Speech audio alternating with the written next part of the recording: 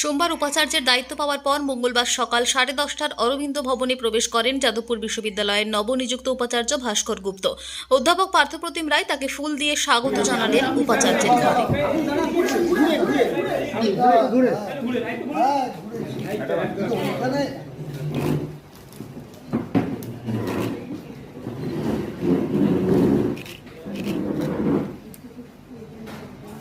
ঠিক আছে, thank you very much. বোধহয় একটু আগে এটা বললাম যে এই সবচেয়ে বিরাট ক্রাইসিস পিরিয়ডটা 4 মাস একা টেনে দেওয়ার জন্যে, তা না হলে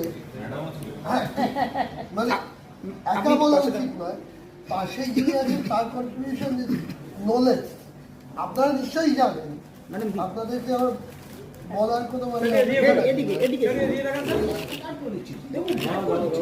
এবং আমি কিন্তু একটা কথা বলছি যে ম্যাডামের কাছে আমি যখন ডিন ছিলাম, ডিন হিসাবেও আমি দেখেছি যে যে সহযোগিতাটা পেয়েছি তাতে আমি অবশ্যই ওনাকে ধন্যবাদ জানাই।